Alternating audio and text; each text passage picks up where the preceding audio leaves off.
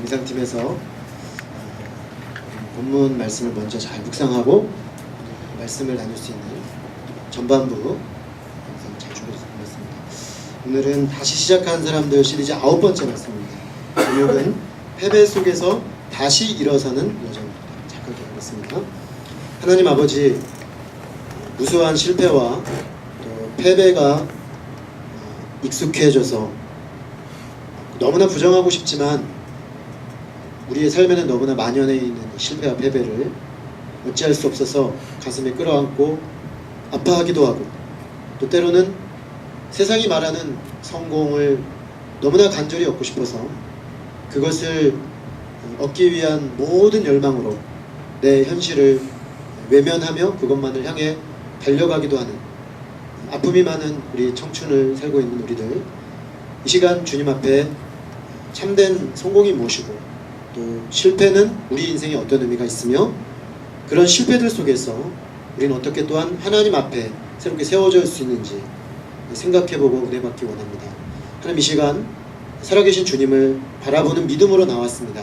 성령님 임재하여 주시고 당신의 말씀이 우리의 심령을 주장하여 주시고 또 친히 이 시간에 선포되는 말씀을 통해 한 분 한 분 심령에 말씀해 주시기를 간절히 기도합니다.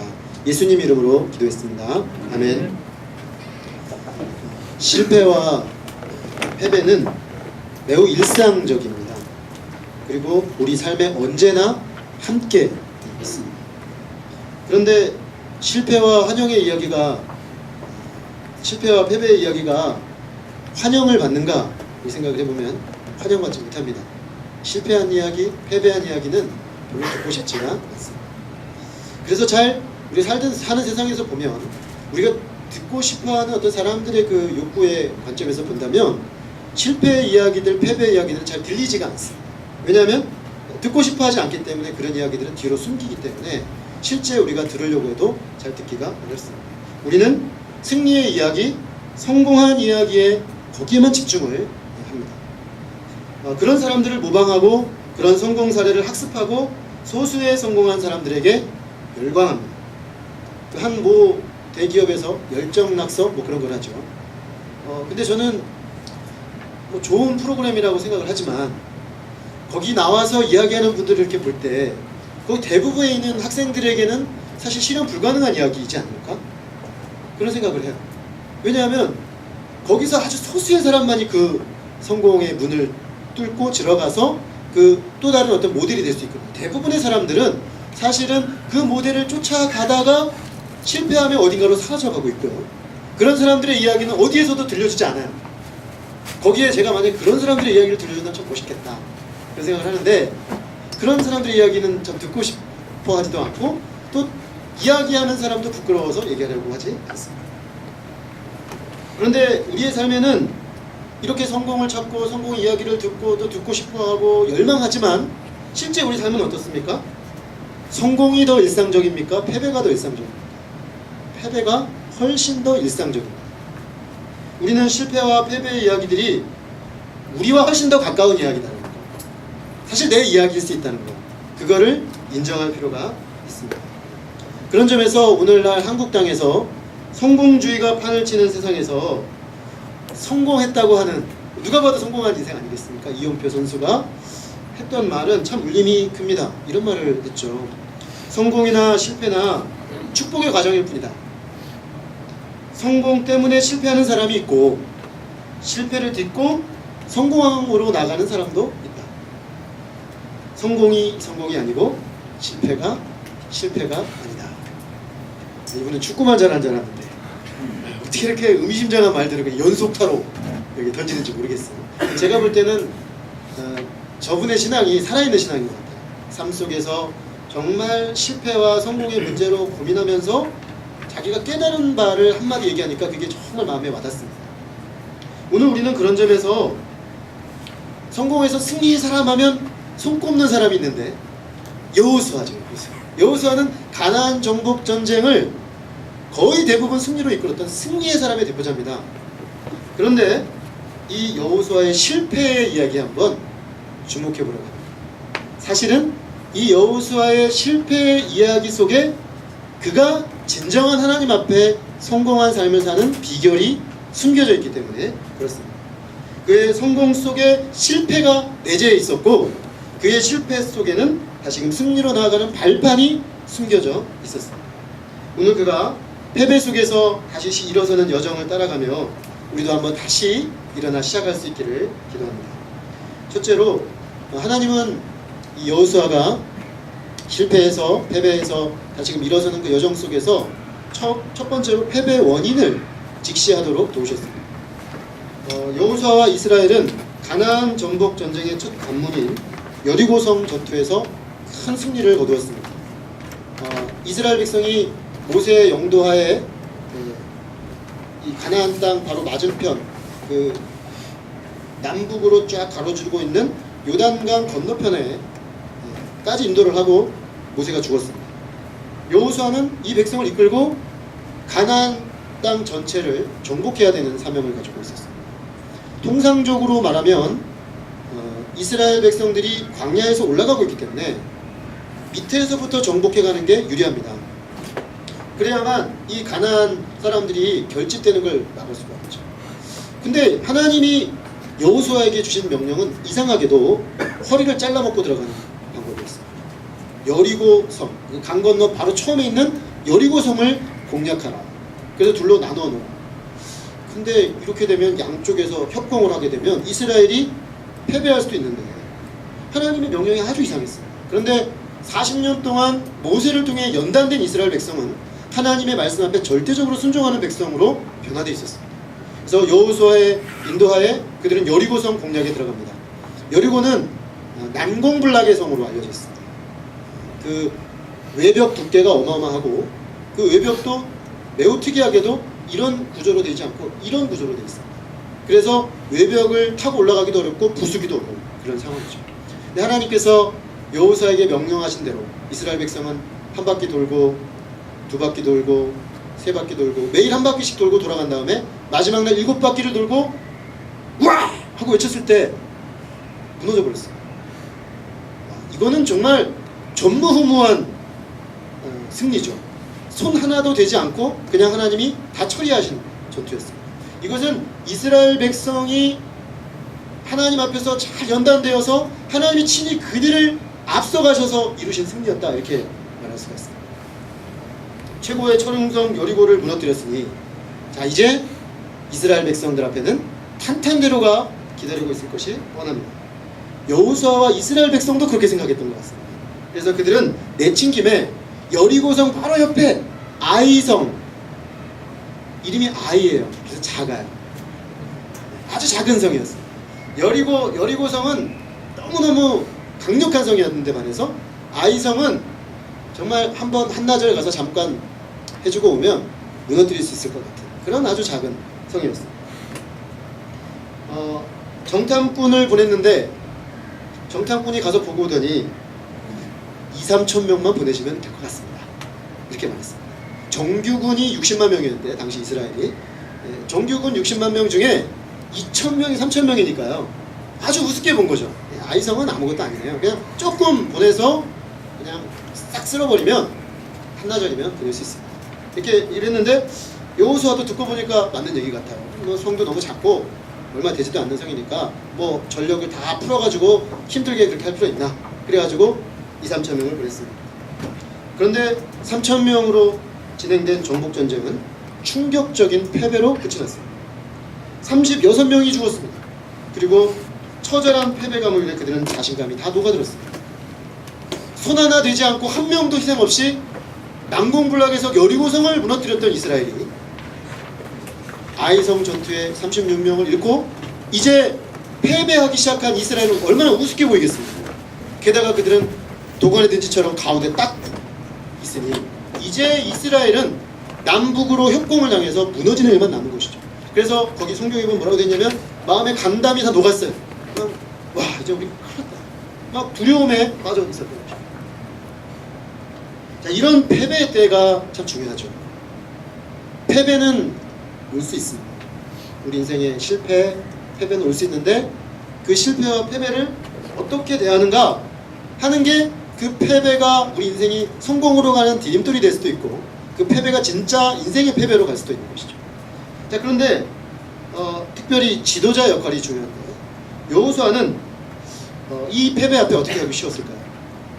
제일 먼저 정탐꾼들 불러가지고 목을 쳐야 되지 않을까요? 잘못된 정탐을 해가지고 지금 이스라엘 백성 공동체를 이런 궁지로 몰아놨으니 그들에게 책임 전가를 할 수가 있었어요. 또 상황과 형편이 다른 탓이다. 여리고하고는 달랐는데 그 상황이 다른 걸 우리가 파악하지 못해 상황 탓이었다. 상황 논리를 말할 수도 있었어요. 또는 하나님이 왜 여리고에서는 그렇게 철저하게 승리를 주더만 아이성 이 가벼운 전투에는 이런 실패를 주셨는가? 하나님을 원망할 수도 있었어요. 그런데 여호수아의 선택은 그 어느 것도 아니었습니다. 여호수아는 하나님 앞에 철저히 회개했습니다. 구약 이스라엘 사람들은 회개를 할 때 옷을 찢고 죄를 뒤집어 쓰고 있었는데 여호수아는 패배한 절체절명의 위기에 있는 이스라엘 백성들의 전투를 정비할 생각을 하지 않고 하루 종일 하나님 앞에 엎드려 있었어요. 왜냐하면 자기와 자기 백성은 그냥 일반 전투를 벌이는 군대가 아니고 하나님의 군대. 하나님의 군대가 패배했다면 이 문제는 단순히 실패냐 성공이냐의 문제가 아니고 하나님과 우리 사이의 관계 문제라고 봤던 것이죠. 우리가 뭔가 잘못했구나. 그는 처절한 심정으로 자신의 가슴을 찢으며 회개했습니다. 그는 하나님 앞에 슬픔을 토로하며 기도했습니다. 그런데 그의 기도가 놀랍습니다. 왜냐하면 하나님 왜 이렇게 하셨습니까? 이런 기도가 아니고요. 하나님 이렇게 되면 지금까지 빛났던 하나님의 이름과 영광이 떨어지지 않습니까? 당신의 백성이 패배했으니 당신의 영광과 당신의 이름은 어찌하겠습니까? 하나님의 영광과 이름을 어떻게 회복해야 되겠습니까? 이렇게 기도하고 있습니다. 그러면서 그 이름과 영광을 떨어뜨린 자기와 자기 백성의 그 고통을 하나님 앞에 토로하며 기도했습니다. 그에게 있어서 성공했느냐 실패했느냐 패배했느냐 승리했느냐 이 문제보다는 하나님의 이름이 어찌 되고 있는가 하나님의 영광이 어찌 되고 있는가 이게 중요했습니다. 이미 이 여호수아의 태도로부터 이스라엘의 패배는 새롭게 정리되기 시작한 거죠. 하나님께서는 이런 여호수아에게 곧바로 자 이제 네가 회개했으니 일어나라 나와 함께 승리의 길로 나가자 이렇게 안 하셨어요. 하나님께서는 여호수아를 향해 일어나라 어찌하여 이렇게 엎드려 있느냐라고 말씀하십니다. 그를 이렇게 세우신 이후에 제일 먼저 그에게 행동하기를 원하셨는데 그 행동해야 될 원칙이 뭐였냐면 앞으로 여호수아가 처리해야 될 문제가 있다는 것이었습니다. 또 전투를 하기 전에 지금 너희 공동체 안에 반드시 처리하고 가지 않으면 안 되는 문제가 지금 내재해 있다 라고 말씀해 주셨습니다. 그것은 바로 이들이 왜 패배했는가, 왜 이 무적의 부대 하나님의 군대 이스라엘이 어이없이 최고의 승리 이후에 그 말도 안 되는 아이성 패배를 경험할 수밖에 없었는가. 하나님은 그것을 진단해 주기를 원하셨습니다. 사실은 그게 중요하죠. 왜냐하면 실패했고 패배했는데 왜 실패했고 왜 패배했는지가 정확히 진단이 안 되면 극복을 할 수가 없습니다. 그래서 하나님은 먼저 그 문제부터 처리하기로 하셨습니다. 이스라엘 백성이 왜 아이성 전투에서 패배했습니까? 딱 표면적으로 드러나는 이유가 두 가지가 보입니다. 하나는 자만심이었습니다. 자만심과 방심이죠. 여리고를 이겼으니 아이성쯤이야 이겁니다. 그러니까 성경이 늘 말하죠. 교만은 패망의 선봉이다. 거만은 넘어짐의 앞잡이다. 교만이 오면 패망하고 거만해지면 넘어져요. 이스라엘 백성이 아주 전형적인 예를 보여주고 있습니다. 한 번의 승리에 도취되어 마치 자기들이 무슨 전투든 아무 준비도 없이 나가면 이길 수 있을 것으로 착각했던 것입니다. 이것이 그들의 실패의 첫 번째 원인입니다. 그리고 또 두 번째 원인은 거기서 파생되는 원인인데 여리고성 전투는 철저하게 하나님의 말씀과 하나님의 뜻과 하나님의 계획과 하나님의 타이밍이었습니다. 하나님이 그렇게 하라고 하셨죠. 하루에 한 바퀴만 돌아가셨어요. 무수한 생각이 올라올 겁니다. 왜 한 바퀴지? 자, 둘째 날은 두 바퀴인가? 둘째 날도 두 바퀴예요. 6일 동안 한 바퀴씩만 돌았어요. 6일 동안 아무 일도 안 일어났습니다. 하나님의 타이밍을 기다려야 했습니다. 마지막 날 하나님이 7바퀴를 돌았어요. 왜 7바퀴인지는 잘 모르겠어요. 근데 그들은 7바퀴를 돌고 소리를 지르니까 질렀는데 무너졌어요. 하나님의 계획과 하나님의 뜻과 하나님의 타이밍에 철저하게 순종했을 때 그들이 승리했죠. 그랬던 그들이 하나님께 묻지를 않아요. 묻지 않고 그냥 나갔어요. 성경 어디에도 7장에 보면 아이성 전투에 나간 이스라엘이 하나님께 물었다. 심지어 여호수아조차도 하나님께, 하나님 아이성 전투를 어떻게 할까요? 우리가 어떤 작전을 쓰면 좋을까요? 타이밍이 어떠한가요? 나갈까요? 들어올까요? 하나도 묻지 않았어요. 그냥 나간 거예요. 결국엔 자만과 방심은 기도하지 않고 자기 힘과 자기 능력과 자기들의 경험을 의지해서 나가는 모습으로 나타났어요. 결국 결과는 처참한 패배였죠. 자, 근데 요거는 이제 누구나 찾아낼 수 있는 원인이었어요. 바로 드러나는 원인. 그런데 사실은 이스라엘이 패배한 진짜 원인은 더 심층부에 있었어요. 그런데 이 패배 원인이 너무 충격적이에요.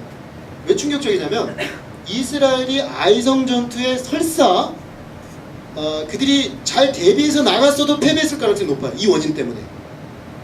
바로 그들이 승리했다고 생각한 여리고성 전투의 그 성공과 승리 속에 패배의 원인이 내재해 있었어요. 하나님의 여리고성을 정복할 때 하나님의 명령이 뭐였냐면 여리고성을 무너뜨린 이후에 진멸하라 했어요. 헤렘이라고 합니다. 헤렘이라고 하는 건 뭐냐면 이거를 뭐 요즘 그 이스라엘이나 그 팔레스타인 그 이슬람권의 그 자살 공격으로 그런 식으로 해석하면 안 됩니다. 왜냐하면 이것은 이 시대에 한정하여 당시 가나안의 백성들에게 제한된 하나님의 심판이었어요. 이미 하나님이 아브라함 때 그들의 죄가 차게 되면 400년 뒤에 그들의 죄를 심판할 걸 말씀하셨는데 가나안의 이스라엘 백성이 여호수아의 인도하에 들어갈 때는 이들은 너무 철저하게 악해서 하나님이 완전히 진멸, 즉 진멸이란 모든 생명 호흡 있는 사람을 다 죽이는 것입니다. 그리고 거기 있는 물건 하나도 손대면 안 돼요. 다 불태워버립니다. 왜냐하면 이것은 하나님의 심판이고 하나님의 공의이고 이스라엘 백성은 그 하나님의 심판의 도구일 뿐이기 때문에 노터치해야 되는 것입니다.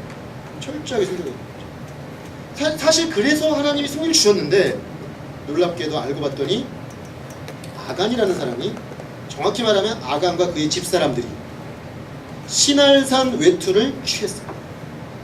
신할산은 오늘날 우리로 치면 바벨론 지역이죠. 이쪽 이라크 남부 쪽 지역인데 오늘날로 번역하면 뭐 뉴욕산 최고급 옷 정도 되는 것입니다. 그래서 우리 같은 사람은 입을 수 없는 그런 옷이에요. 그래서 모델들이 잠깐 입고 대부분 저 위쪽 상층부 사람들이 소비하는 그런 옷들. 그게 아마 이 아간과 그의 집사람들의 마음에 탐욕을 심었던 것 같아요. 그들이 막 정신없이 진멸하고 있는데 이 집사람들이 공모하여 슬쩍 해서 집어넣은 거죠. 자, 이스라엘 백성은 분명히 우와 우리가 이겼다, 승리했다, 여리고가 완전히 무너졌다 생각했죠. 그러나 놀랍게도 그 승리 속에는 이미 패배의 씨앗이 뿌려져 있었다는 것입니다. 아무도 그걸 알지 못했어요. 우리가 그냥 표면적인 눈으로 보면요, 아 이겼군, 승리했군 이렇게 보지만 하나님의 눈으로 보면 아니, 너희들의 그 승리 속에는 패배가, 실패가, 인생의 어떤 새로운 전환점이 이미 그 안에 내포되어 있어 라고 하나님은 말씀하실 때가 있는 것입니다. 근데 이스라엘 백성 누구도 이걸 하지 못했어요. 그러니까 사실 그들은 성공, 눈에 보이는 성공에 도취되어서 그들이 하나님 앞에 얼마나 지금 잘못되어 있는지를 정확하게 진단해내지 못했어요. 그 상태로 아이성에 올라갔으니 이길 수가 없는 것이죠. 왜냐? 이스라엘 백성은 하나님의 백성이에요. 하나님의 백성의 성공과 실패는 세상 사람들처럼 이기고 지는 데 있는 것이 아니에요. 성공과 실패에 있는 것이 아니에요. 하나님의 백성의 승리는 하나님의 뜻을 섬기고 하나님의 영광이 드러나고 하나님의 때 하나님의 방법 일하시는 대로 내가 드려지는 것이 승리입니다. 하나님 백성의 성공은 나를 통해 하나님이 하시고자 하는 그 일이 드러나는 것이 성공이에요. 그런 점에서 보면 어찌 보면 그들은 여리고성에서 승리한 것 같았으나 사실은 실패했어요. 그 진단이 정확하게 내려지지 않았기 때문에 그들은 거기서 파생되는 아이성 전투에 패배하고 말았던 것입니다. 결국 여기서 우리가 발견하는 것은 이스라엘 백성, 하나님의 백성, 소위 우리 신자들에게 있어서 성공과 실패는 다르게 정의된다는 걸 알 수 있습니다. 세상에서는 뭘 성취해내면 성공이라고 말하고 다른 사람들도 많은 것을 이뤄내면 승리했다라고 말하지만 하나님의 백성은 좀 달라요. 신자는 좀 달라요. 아까 이영표 선수가 그렇게 말할 수 있는 건 제가 볼 땐 그분 안에 하나님 백성의 세계관 그게 깊이 들어가 있기 때문에 그렇게 말할 수 있다고 봅니다. 그냥 축구만 잘하는 선수가 아니에요. 저분은 제가 볼 때 참 신자. 그렇기 때문에 성공과 실패를 바라보는 관점이 완전히 달라요. 완전히 달라요. 하나님의 백성으로서의 성패가 성공과 실패 기준이 되어야 한다는 것입니다. 하나님께서는 지금 이스라엘 백성이 이 부분을 다시금 명확히 하기를 원했습니다. 이것은 패배의 원인을 정확히 찾아 직시하는 문제고 동시에 그들이 누구인가의 문제고 이 싸움은 왜 싸우고 누구의 싸움인가의 문제였습니다. 그러니까 하나님의 백성은 무조건 가서 싸우는 사람들이 아니고 그냥 가서 내가 이기면 되는 싸움을 싸우는 사람들이 아니고 하나님의 백성으로서 하나님이 싸우시는 당신의 싸움에 투입되어 내가 그의 뜻을 이루어드리는 도구로 드려지느냐 아니냐 여기에 성패가 있다는 것입니다. 여호수아와 이스라엘 백성들은 하나님의 명령을 따라 그게 누구인지 하나님의 백성의 성공의 타임에 실패의 씨앗을 뿌린 사람이 누군지 찾아내게 되었습니다. 제비를 뽑았더니 한 지파가 나왔습니다. 이스라엘 최대 명문 지파인 유다 지파가 나왔습니다. 유다 지파 너 떨고 있니? 다 떨고 있었겠죠. 그랬더니 또 어느 지파 중에 그 가문이 나왔습니다. 그 가문 중에 아간의 집이 최종 선정되었습니다. 그 즉시로 그들은 하나님의 명령을 따라 그 사람들을 그 자리에서 즉결 심판을 했습니다. 자, 이 처벌되는 과정을 보면서 그 두려운 시간들 동안 그들은 자기를 돌아보지 않았을까요? 혹시 내가 하나님 앞에 우리 공동체를 실패하게 만든 원인 아닌가? 그 엄청난 승리의 때 내가 실패의 씨앗을 혹시 뿌리고 있지는 않았을까? 그들은 정말 두렵고 떨림으로 각자를 돌이켜봤을 것입니다. 한 사람의 영향력이 얼마나 무시무시하게 클 수 있다는 것을 배웠을 것입니다. 아간과 그의 가문은 분명히 그랬을 겁니다. 뭐 우리가 이거 살짝 취한다고 뭔 일이 있겠어? 그들에게는 하나님의 백성의 정체성도 결여되어 있었고 하나님의 백성 공동체성도 결여되어 있었습니다. 나 한 사람이야. 뭐 우리 집이 한 집이야. 한다고 뭐 영향력 있겠어? 영향력이 어마어마했습니다. 공동체 전체가 그 한 사람의 영향력으로 패배를 경험하는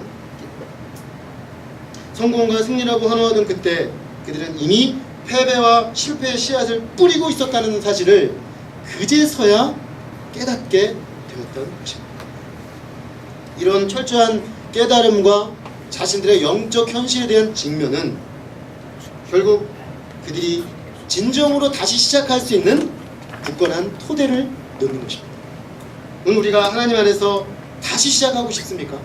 하나님 안에서 뭔가 다시 도전하고 싶습니까? 하나님 안에서 내가 이전에 있었던 패배들을 극복하고 일어나고 싶다면 우리는 이러한 정직한 직면이 요구되는 것입니다. 그 정직한 직면은 내가 예상하지 못했던 것을 하나님이 보여주실 수도 있어요. 그러나 끝까지 가서 그것을 본 사람만이 진정한 승리의 길로 전환되어 나가는 것입니다. 여기서 말하는 승리는 세속적 승리와는 좀 다르죠. 물론 이스라엘 백성이 아이성에서 승리했지만 단순히 그 아이성 승리는 세속적으로 아이성을 정복했다는 뜻에서 승리가 아니라 그들 안에 있었던 하나님 앞에 잘못된 죄 문제를 해결한 것이고 하나님 백성의 정체성을 회복한 것이고 그 전쟁의 의미를 회복했다는 측면에서 그들은 성공으로 다시 회복된 거죠. 자, 그런 점에서 보면 우리는 우리 개인을 볼 때나 또는 우리가 속한 가정이나 공동체를 볼 때나 또 우리나라 국가 역사 사회를 이렇게 볼 때요 뭔가 우리가 새로워져야 된다고 한다면 우리는 굉장히 깊은 뿌리부터 들어가서 정확한 자기 진단이 됩니다. 저는 4월 16일 세월호 사건이 벌어진 그때 이후로 고민이 많습니다. 왜 고민이 많냐면 저 사건은 그냥 한 번 벌어진 사건이 아니고 그동안 압축 성장을 해온 한국 사회의 지난 60년을 아주 축약적으로 보여주는 사건이에요.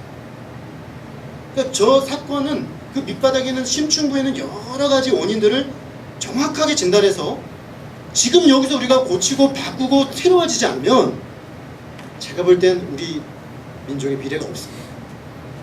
근데 지금 그거보다 더 심각한 건 뭡니까? 그러니까 저 문제를 다루는 우리의 태도입니다. 우리 리더들의 태도가 저는 매우 걱정입니다. 왜냐? 이 밑바닥에 있는 문제, 심창구에 있는 문제를 정확하게 직면하려고 하지 않아요. 무언가 두려운 것 같아요. 자기들의 문제가 게재되어 있겠죠. 왜냐하면 그 시스템을 굴리는 사람들이니까. 그런 점에서 보면 여호수아와 이스라엘 백성 공동체가 얼마나 정직하고 용감했는지를 알 수 있어요. 그들은 자기들의 문제를 심층부까지 들어가서 정직하게 직면했어요. 그걸 해야만 새로워질 수 있어요. 제가 여러분들에게 여러 번 반복해서 말씀드립니다. 예, 그렇더라도 이게 오늘 본문과 깊이 연관되기 때문에 또다시 말씀드리지 않을 수 없는데 지금 하나님이 여기 우리 예배 공동체를 굉장히 축복해 주고 계세요. 2부 예배 공동체를 그 최근에 나오기 시작한 분들은 그게 무슨 소리인지 잘 모르시는데요. 한 불과 2년 전 나와 계셨던 2년 전 이전부터 나와 계셨던 분들은 지금 우리가 숫자가 1년 새에 더블로 불었다는 걸 알게 됩니다. 이상한 일이에요. 제가 왜 이상한 일이라고 하냐면 14년 만에 처음 보는 일이에요. 맨날 10명에서 20명 남짓이 우리가 맨날 모여서 예배 드렸어요. 근데 갑자기 작년부터 뭔 일이 벌어지고 있어요. 근데 사실은 하나님의 놀라운 일하심이 좀 있다고 보는데 분기점이 있었습니다. 2007년입니다. 2007년은 제가 청년들을 돕는 사역에 있어서 깊은 패배를 시인하지 않을 수 없었던 때였습니다. 2000년에 복음 역사에 뛰어들고 7년 동안 제가 할 수 있는 모든 최선을 다해서 선진해서 노력을 했는데 제 곁에는 마지막 입새처럼 가을에 마지막 입새가 떨어지는 마지막 졸업생이 2000년 2월에 졸업을 했어요. 그래서 더 이상 내 곁에는 학생이 없는, 나는 학생 사역을 하는 사람인데 학생이 내 곁에 없는 아주 정말 가슴 아픈 현실을 맞이하게 됐습니다. 저는 그때 너무 패배감과 실패감과 절망감이 깊어서 말은 안 했지만 너무 힘들었어요. 그래서 그만두려고 했어요. 아, 여기까지가 내가 할 수 있는 최선이구나. 근데 하나님이 제 동역하고 있는 우리 목사님 통해서, 우리 김사무엘 목사님 통해서 우리 다시 시작하자. 근데 다시 시작하는데 그냥 다시 시작하지 말고 우리가 왜 실패했는지 한번 분석부터 해보자. 그 말씀하셨어요. 그래서 저는 저희 공동체 역사 한 40-50년 선교단체까지 치면 40-50년 되는 그 역사 뿌리를 쭉 살펴보고 그 살펴보다 보니까 정확히 제가 진단을 못 내리겠어요. 왜냐하면 굉장히 성공적이었었거든요. 제가 대학 다닐 때 적어도 이 캠퍼스 주변은 강력하게 움직이는 청년 공동체가 있었는데 왜 갑자기 이렇게 폭삭 무너졌는지 이해를 할 수가 없었어요. 그래서 저는 역사로 들어갔어요. 역사, 기독교 역사로 들어가서 더 심층부의 진단들을 찾고 들어가서 보다 보니까 답들이 하나씩 나오기 시작했어요. 뭐가 문제인가? 우리가 하나님의 진리 앞에서 바로 세워야 될 것들이 있었는데 그 부분들을 하나님의 백성으로서 하나님의 뜻 앞에 우리가 순종하지 못했던 부분들, 잘했던 부분도 있었지만 그 잘한 것 속에, 성공 속에 내포된 실패의 요인들이 있었다는 거예요. 그리고 제일 무서운 건 너무 유사해요. 이스라엘 백성이 여리고의 승리를 선포할 때 거기에 아간이 실패가 뿌려져 있었던 것처럼 가만히 제가 뒤집어 보니까 1990년대 중반, 즉 제가 대학 다니면서 보던 게 절정기였어요. 여리고 역사였어요. 여리고가 막 무너지고 있었어요. 그래서 저는 거기서 막 으쌰으쌰하면서 막 신나게 다녔어요. 근데 나중에 제가 2007년도에 다시 백해서 쭉 되감아서 역사를 쭉 스캔해서 보니까 그때 실패의 씨앗은 뿌려지고 있었어요. 그것은 바로 리더십, 부패한 리더십, 그리고 하나님의 영광을 인간이 가로채는 것들, 그리고 누가 더 잘했느냐를 가지고 경쟁하는 인간적 시기심, 사랑 없음, 사역을 자기 영광의 도구로 삼은 이런 것들이 막 뿌려지고 있었던 거예요. 저는 10년 뒤에 아이성 전투에서 그 결과를 확인한 것이죠. 그리고 한국 사회 전반, 한국 교회 전반에, 저는 우리 공동체만 그런 줄 알았는데 한국 교회 전반에 그런 문제가 있었어요. 그 90년대 중후반은 우리 한국이 최고의 그 어떤 경제, 정치, 종교적 부흥의 시기입니다. 그런데 이미 70년대, 80년대 중반부터 물질주의, 또 대형화, 하나님의 영광을 사람이 가려버리는 현상들, 이런 또 개교회주의로 서로 경쟁하는 모습들, 사회에 대한 책임 없음, 이런 것들이 뿌려지고 있었던 거예요. 2000년대 우리가 경험한 실패는 사실은 더 심층부에 그런 것들이 내재화돼서 나타난 결과물이었던 거죠. 그런데요, 너무너무 고통스러운 시간이었는데 2007년부터 2012년 제가 다시 시작하는 그 5년의 기간 너무너무 고통스러웠어요. 왜냐하면 마치 이스라엘 백성이 누가 제비 뽑혀 나올까 그러면서 자기를 점검하는 시간인데 그 문제가 제 안에 있어요. 여러분, 아마 이스라엘 백성들이 이 아간을 쳐서 죽일 때 내가 신할 외투를 건지진 않았지만 사실 그때 나도 좀 땡겼는데 그런 사람들 많았을 겁니다. 그죠? 그는 행동을 옮겼고 나만 좀 눌렀고 죽을 수 있으니까 두려워서 안 했을 뿐이, 아마 그런 통렬한 자기 반성들, 자기 회개도 있었을 것이에요. 저는 그런 시간이었어요. 내 안에 그런 요소가 이미 내재했는데 하나님이 어떻게 나를 축복하며 우리 공동체를 축복할 수가 있고 이 땅의 교회를 축복하실 수 있는, 그 고통스러운 5년, 6년에 정말 하나님 앞에 정확하게 진단하고 회개하는 시간들, 그 시간들이 저는 참 축복이었다고 봅니다. 왜냐하면 내 패배를, 실패를 정직하게 시인하고 내가 하나님 앞에 나는 누구고 교회는 무엇이고 이 시대 하나님은 이 땅의 교회를 통해 무엇을 하길 원하시는지 알게 되었기 때문이죠. 만약 계속 잘 됐으면 절대 몰랐을 겁니다. 내가 잘하는 줄 알고 문제 없는 줄 알고 그냥 그대로 갔을 건데 정확하게 보고 겸손하게 하나하나 고치는 작업을 했습니다. 그 고치는 작업 속에서 하나님은 조금씩 자신의 일을 하시더라고요. 지금 만약에 우리 여기 모인 공동체가 하나님이 기뻐하시는 공동체로 모여있다면 그건 하나님이 하신 거예요. 하나님이 뭔가 뜻이 있는 거예요. 저는 그것을 수종 들며 섬길 뿐이에요. 지금도 그래서 저는 긴장하고 있어요. 왜냐하면 이 현상을 어떻게 해석해야 될지가 고민이에요. 최근 일어난 현상을 어떻게 해석하고 하나님이 여기서 무엇을 원하시고 우리 이 청년들에게, 이렇게 말씀 앞에 모여드는 청년들에게 하나님 무엇을 말씀하기 원하시는지 고민하고 있는 것이죠. 제가 저의 공동체적 경험, 저 개인의 경험을 얘기했지만 이 원리는 모두에게 적용됩니다. 내 개인의 삶, 작은 개인 가정 공동체, 우리 교회 공동체, 나가서 우리나라 공동체 전체. 우리 선배들이 안 하고 있죠. 우리가 해야 합니다. 지금 국정을 책임지고 있는 리더들이 안 하고 있죠. 우리가 해야 합니다. 만약에 저를 그냥 넘어가면 여러분 세대들이 반드시 밝히셔야 돼요. 사실은 우리나라는 해방 이후에 나라를 새로 건설하는 과정에서도 그거 안 했어요. 생략하고 있는 거예요. 그래서 지금 이 고생을 하고 있는 거예요. 여러분 세대는 그걸 반드시 하셔야 돼요. 반드시 하셔서 통일한국 시대에 완전히 하나님이 기뻐하시는 새로운 모델로 이전 것을 청산해서 완전히 환골탈태된 나라로 토대를 만들고 여러분 자녀 세대들에게 물려주는 게 여러분 몫입니다. 저의 몫은 뭐냐면 그걸 여러분들이 해야 된다고 말하는 게 저의 몫이에요. 그리고 같이 할 수 있는 데까지 하다가 가는 거예요. 만약에 그렇다면 하나님이 비단 우리 교회뿐만 아니라 이 시대 교회, 이 시대 하나님의 백성들, 이 땅의 대한민국 백성들을 통해서 하나님은 다시 한번 영광스러운 역사를 주실 것입니다. 그러나 만약에 우리가 그걸 하지 않으면 우린 이대로 무너지는 것입니다. 진짜 실패, 진짜 패배로 가는 거예요. 그러니까 작은 실패, 작은 패배 속에서 우리는 깨달아야 돼요. 내가 어떤 작은 문제가 일어났어요, 내 삶에. 그 작은 문제로 넘기시면 안 돼요.